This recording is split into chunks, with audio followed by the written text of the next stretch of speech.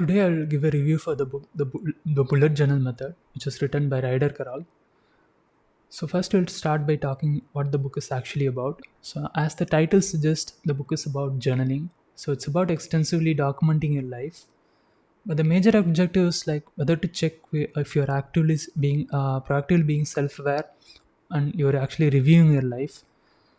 In a sense, like whether you're actually seeing if you're on track to achieve your goals or your habits, that whatever you want to do in your life. So that is the major objective of this book. Next, we'll talk about the 5 things I liked about this book. So the first thing is like extensively logging and introspecting things. So the book is suggesting to split your journals into multiple parts. So one of the logging mechanisms is like you put your daily items in a daily log, and you put the things for a month in a monthly log. So I find this pretty useful. For example, if some item is not a high priority in a day, but it could be a high priority after 2 weeks. So in such cases, you can add those items in a monthly log instead of a daily log. So it helps you to get things out of your head, and also helps you to revisit it later. And similarly, the introspection mechanism is pretty good. So you review daily as well as from a week to a year. And also it suggests to use symbols in your daily journals. So for example, to indicate high priority, you can rather use a symbol. So that could be pretty useful to identify the high priority items. So the first thing is extensive logging and introspecting. So the next thing is migration. So it's talking about a sprint-like system. So for example, if you're a software engineer, you might have heard of the term sprints. So it's basically like you'll plan ahead for a 2 week period, and then you'll plan for the items to be completed in this period. And if something is not possible to complete within this period, so you'll likely push it out to the next sprint. So migration is a similar system. So for example, you plan for something for a month, and then if you're not able to complete it within a month, so you'll push it to the next month. So you'll proactively review and do the system.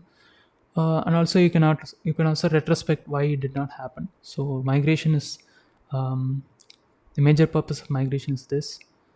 And the third thing is it talks about something called events, documenting events in your life. So this is something that I really found useful. So what I used to do in my journals was I used to log the positive experiences in life, and then I was pretty skeptic about recording all the negative experiences. So I just wanted to avoid looking back into those negative things. So in this book, what author is suggesting is to simply log every event that happens in your life. So instead of getting into judgments about whether it's good or bad, just log the event so that you can actually go back into those events and find out what has actually happened. So the author actually gave a good example for this. For example, he was talking about a person who had a personal issue, relationship issue. So he was pretty much disappointed with the person, and then he actually went back to his journals and he looked into the events, and then he realized that the person had actually done nothing to him. It was the person was not as important as he had thought, and there was no reasonable justification to think that that person was pretty important in his life. So this concept of events was something that I found pretty useful. So you just log the events without any judgments, and obviously you can add your own thoughts later, or even pretty quickly after the event, but just log it into the system. So the next thing is about collections. So collections is like a template. So what the author is suggesting is to have some specific set of steps that we can repeat regularly for a particular idea. So for example, if you want to plan for a vacation, so you might have a specific set of steps that you need to do in order to set up for a vacation. So for example, you need to pick a place, and then you need to decide about the itinerary, and then you need to design about booking a particular hotel flights. So he's suggesting a template like system, which I really liked about. So the next thing is like a lot of tidbits of wisdom which can be found in this book. Uh, the book is not just about journaling. The author is also talking about a lot of useful concepts that you can implement in your regular life and improve your life. For example, he's suggesting that few is less, that you don't need to have a complicated system of logging, or add more things in your system, rather than focusing on fewer items and doing it well. And uh, and in, uh, imperfection is one other example. He's talking about how perfection is not really important. It's more about efforts, and it's more about the number of attempts that really matters. So he's taking a lot of important things from other popular books. So one example that immediately came to my mind was about the book Grit. So he talks about grit in one particular place. uh, so so these are the things that I really liked about this book. So are there any major drawbacks or major things that I did not like about this book?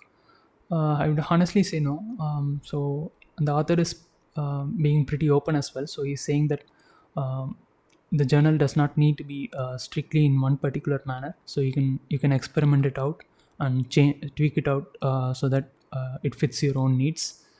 And also, what's pretty important is the author is suggesting to journal in a paper system. So he's not he's suggesting to avoid digital items.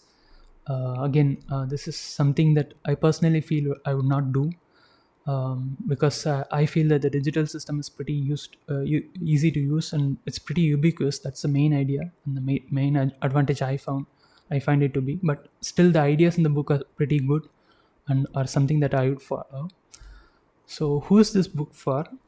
So, if you want to improve your existing journaling techniques, or if you are someone who's new to journaling and you just want to improve your life, um, so you can definitely pick this book and read this book. And also, so if you have read a lot of non-fiction books or self-help books, you might find those concepts to be pretty familiar. And also, if you're from software engineering, for example, you might heard of the term sprint and some of the things that he's saying. So whenever those concepts are actually in place, you can feel free to skim through this pages or chapters. So that is my review for the book, The Bullet Journal Method. So thanks for